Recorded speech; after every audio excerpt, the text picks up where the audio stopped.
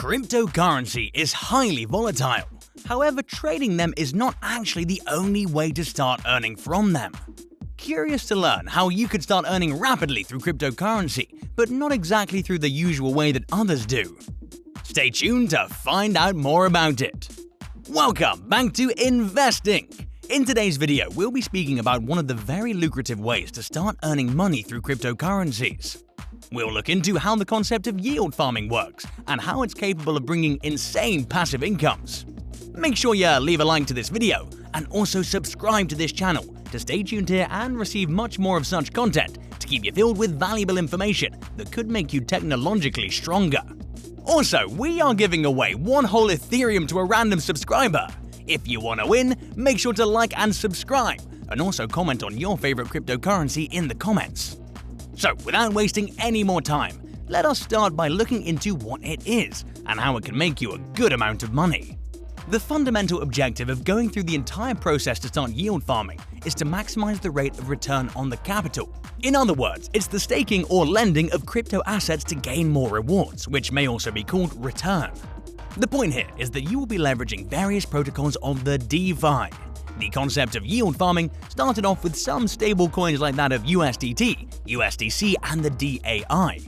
In the current days, the most popular ones are being run on the Ethereum network. You may use various strategies to get that perfect point to make the best out of your portfolio.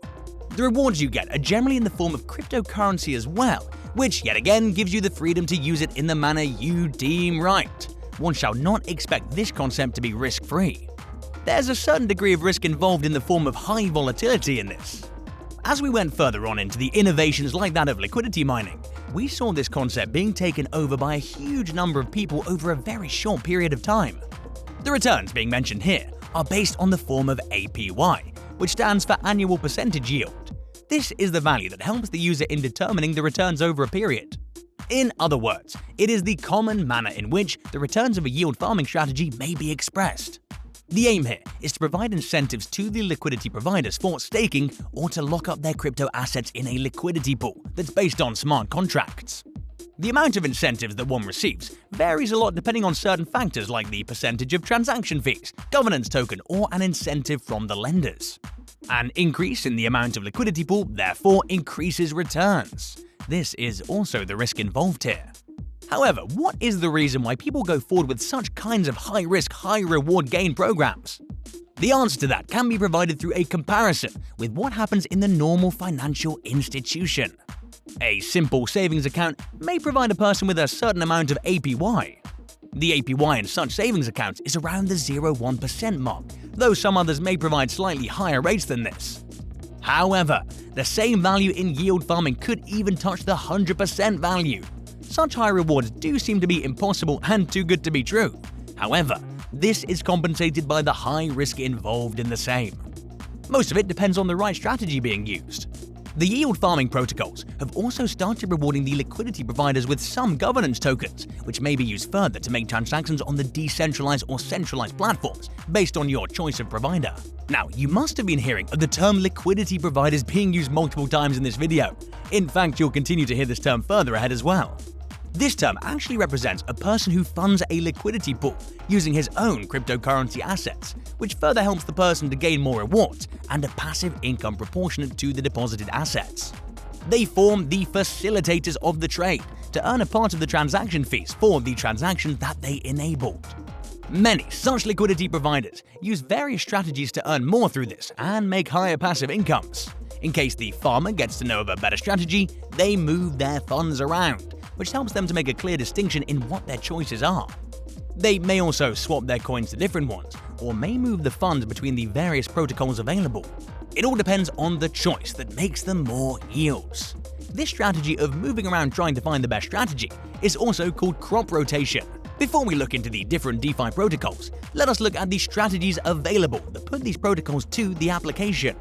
The three catch elements that make a perfect ingredient to a perfect strategy, and therefore higher returns, are liquidity mining, leverage, and risk. These three terms do play a very crucial role in the returns earned. Out of the three key elements that we mentioned, liquidity mining refers to the process of distributing tokens to the users of a particular protocol. The reward was provided to those users who provided help in adding liquidity to the pool. More specifically, one of the first to have used this was synthetics. The incentive rewards on the token are added on top of the yield, which has been generated previously. They started using the concept on Uniswap by using the Ceph/ETH pool with the SNX tokens. The entire concept started gaining a lot of profit for the farmers, and we started seeing a lot of applications of the same on various different platforms. Let us look into one such example. Compound introduced the Comp tokens, which started providing lucrative reward to the users. This was when the entire concept started gaining a lot of momentum and therefore could see wider acceptability of the same in the market.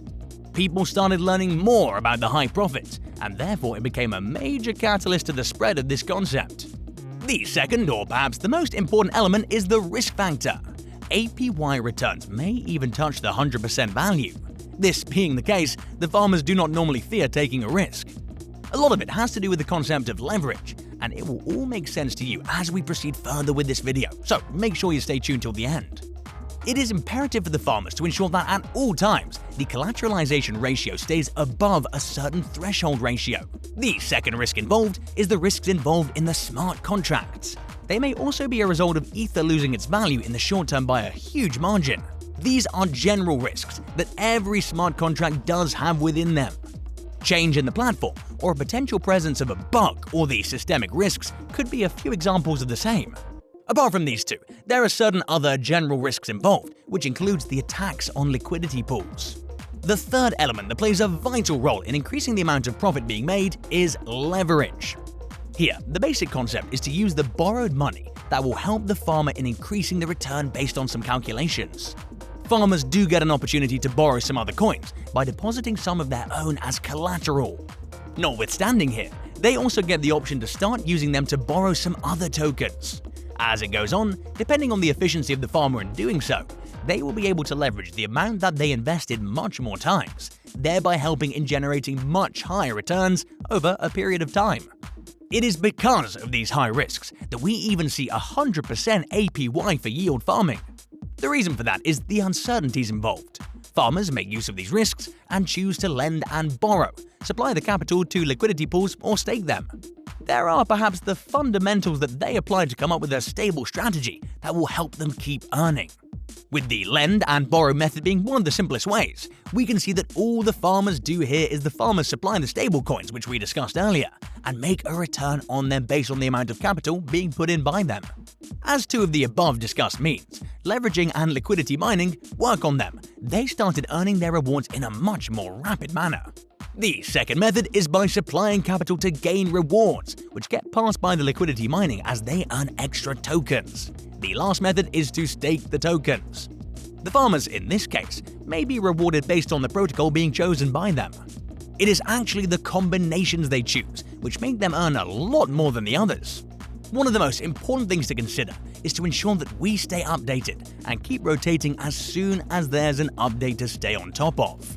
We hope you liked the video. If you did, make sure to leave a like and also subscribe to this channel. Also, don't forget about the giveaway, so don't miss out on this opportunity. Till we meet again, keep investing in knowledge with investing.